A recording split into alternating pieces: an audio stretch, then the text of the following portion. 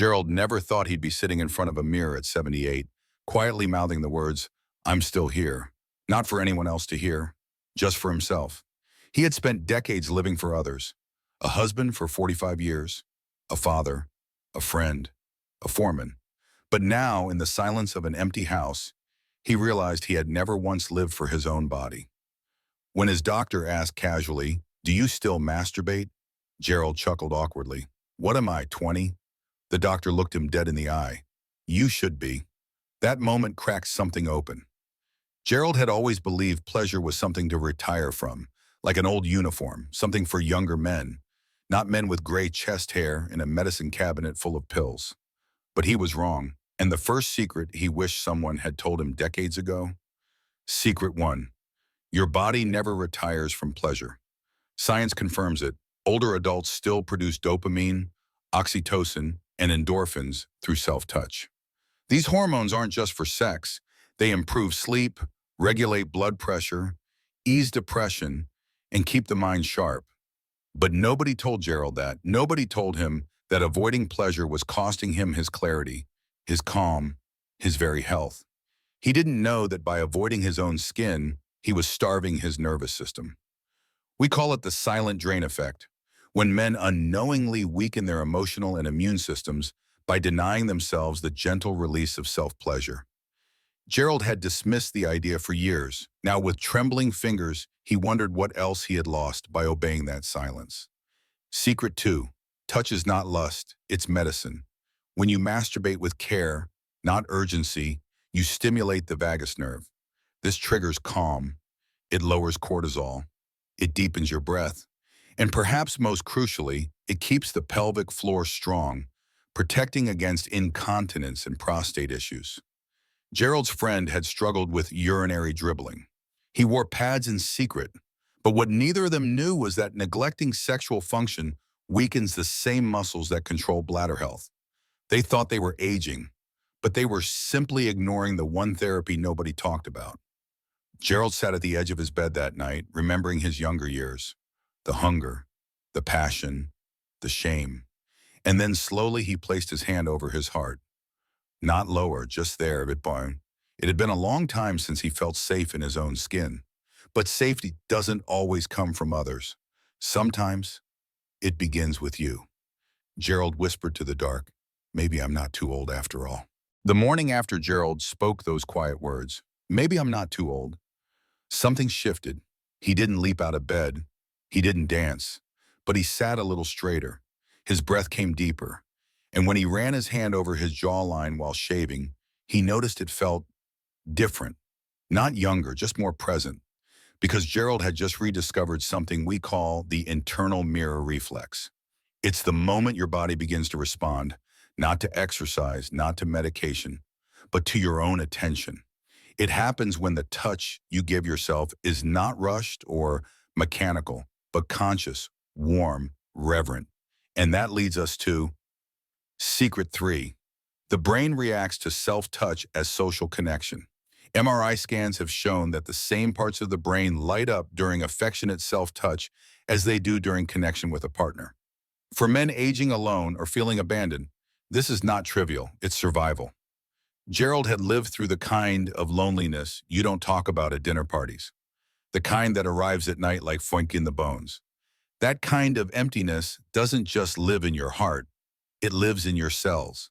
And yet, with a single gentle act, he began to feel human again. You see, self-pleasure isn't about being dirty. It's about being real, being willing to say, "I exist, I feel, I deserve to feel good even now." Gerald had a friend, Maurice, who refused to even say the word. At our age, Maurice would scoff, "That's for kids." But Maurice hadn't slept well in years. His blood pressure kept climbing. His moods darkened.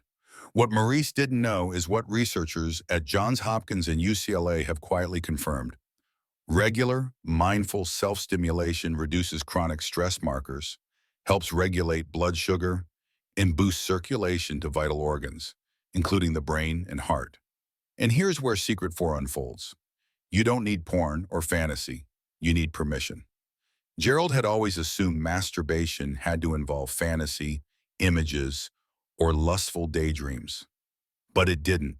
Not anymore. Now it was about breath, about touch, about honoring the life still humming beneath his skin. This is what we call the sacred stillness loop. It's the rhythm of breath, pressure, pause, and intention that allows older men to tap into pleasure without overstimulation. A grounded, slow practice that feels more like meditation than anything else. Gerald began practicing once every few days, not out of addiction, out of reconnection. He noticed his appetite improved, his sleep deepened, and strangely, he found himself laughing more at small things.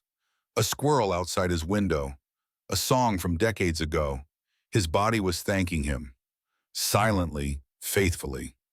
He realized that what he'd been missing wasn't sex, it was presence. Touching his own body without guilt felt like reclaiming a country he had left behind long ago. The map was always inside him. He just never learned to read it. Now, every night as he closed his eyes, Gerald gave himself a single reminder. I still belong here. It had been nearly a month since Gerald's quiet return to himself. Not once had he spoken to anyone about it. Not because he was hiding, but because this new ritual felt like prayer. Too personal, too sacred for idle talk. He had begun to notice details he used to overlook. The warmth of his bathwater, the softness of his sheets, the way his fingertips traced the edge of his coffee mug in the morning. It was as though his skin had started whispering again. And in that quiet came a truth too powerful to ignore. Secret 5. The erosion of touch is the beginning of emotional death. When men stop touching themselves, not just sexually but lovingly, they start fading, slowly, silently. The muscles slacken, the mind dims, the spirit dries out. It's not inevitable. It's not nature. It's neglect. But here's the miracle. Pleasure brings you back. We now understand that masturbation isn't just a sexual act. It's a nervous system reset. It's immune support. It's the body's way of saying, well, I want to live. That's why therapists and gerontologists are starting to talk about what was once taboo. Because men who embrace self-touch later in life show measurable improvement in areas doctors used to believe were untreatable without pharmaceuticals. Mood swings? Balanced. Sleep apnea? Eased. Chronic tension in the pelvis, back and hips? Reduced. And for Gerald, something else began to shift. His confidence. He found himself walking taller, speaking slower, smiling first. There was no audience, no lover, no applause, just dignity. And that perhaps was the greatest reward of all. You see, the most dangerous lie society has fed older men is that their body's beauty expires, that their worth is tied to performance, virility, conquest. But Gerald had discovered the truth, a quiet truth, that in self-pleasure done with presence there is no performance. There is only return. Return to warmth, to breathe, to the hum of life beneath the skin. He created a name for it in his journal, the gentleman's signal, a private ritual, a hand on the chest, a breath drawn in gratitude. And if the moment felt right, a slow, mindful exploration. No pressure, just presence. He began practicing it weekly, some weeks more, some weeks not at all. It wasn't about frequency, it was about feeling. And each time, afterward, he would sit quietly and listen, not to music, not to television, but to his body, his pulse, his breath, and something else, something deeper. A sense that maybe, just maybe, the best parts of him had never left. They were waiting. So what about you? When was the last time your own touch didn't come from frustration or habit, but from reverence? When was the last time you touched your skin like it belonged to someone worthy? Because if your heart is still beating, your body is still listening, and it longs, deeply, quietly, to be remembered. By the time spring came, Gerald had transformed, but not in the way you'd expect. He hadn't lost weight. His wrinkles hadn't vanished too much. His hair hadn't grown back. But when he walked down the street, people noticed something they couldn't name. A presence, a calmness, a glow that seemed to come from beneath the skin. Because Gerald had discovered something sacred in the daily practice of presence. He no longer viewed masturbation as an escape. It wasn't entertainment. It wasn't performance. It was devotion. And as strange as it sounds, that simple act began to heal the parts of him untouched by doctors or prescriptions. You see, most men think of self-pleasure as something they leave behind when life gets serious, when family, work, and grief arrive. But what Gerald learned is that it was never childish. It was never shameful. It was an emotional and physical life source. The final secret isn't one you'll find in a study or journal. Secret 6. Self-pleasure at this age isn't a rebellion. It's a return. Return to your own rhythm, to your body's natural signals, to your right to enjoy being alive. We call this the legacy pulse because the act of honoring your own body creates ripples, not just in you, but in how you move through the world. Your softness becomes strength. Your attention becomes wisdom. Your joy becomes quiet leadership. Gerald now had mornings where he stood shirtless in the mirror and smiled, not because he looked young, but because he looked honest. His body carried decades of laughter and sorrow, of births and burials, of effort and endurance. And when he touched it, he wasn't indulging. He was remembering. Remembering that his body had not given up on him, even when he had forgotten it, that his hands still held power, not to build walls, but to reopen doors. One day, Gerald walked past a small gathering at the community center, a talk for widowers. He hesitated, then stepped inside. They were discussing grief, isolation, health. Gerald waited, then raised his hand, and in a voice both steady and tender, he said, "No one told us that the body needs affection even after loss, that we don't stop needing to feel good when we grow old. We just stop allowing it." Silence filled the room, then nods, then something else, relief, because Gerald had said what many had felt but feared to speak. He wasn't embarrassed. He was alive. And now so many others could be too. You are not too old to feel beautiful. You are not too far gone to feel at home in your skin. You don't need permission from society or a partner or even your past. You need only to remember you are still breathing. You are still worthy. You are still waiting to be held, even if the arms are your own. Gerald had come full circle. What began as hesitation and awkward conversation with his doctor had quietly evolved into something sacred. Not just a habit, not even a ritual, but a reclamation, a return to breath, to softness, to life. And though he never once uttered the word masturbation out loud in public, everything about him spoke it, without shame, without apology.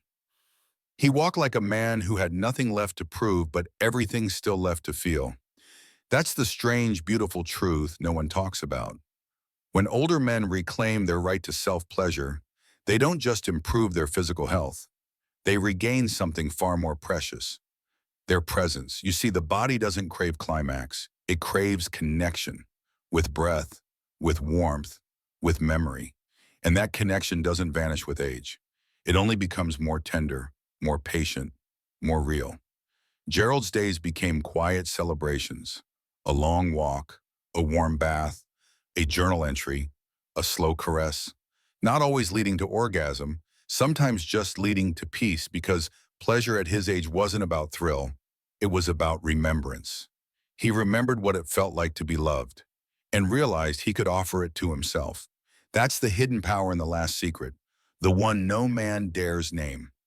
Secret 7, self-touch isn't the end of intimacy, it's the beginning. Because from that sacred place of honoring your own sensation, you don't grow selfish. You grow sensitive. Sensitive to your needs, to your surroundings, to the small moments others miss in their hurry to be younger. Gerald never remarried. He didn't need to. Not because he was close to love, but because he had already come home to the first and longest love of his life, his body. He died peacefully, years later, with a soft smile and a journal filled with reflections. And among them, one final line. Had I known the power in my own hands, I would have touched my life differently all along.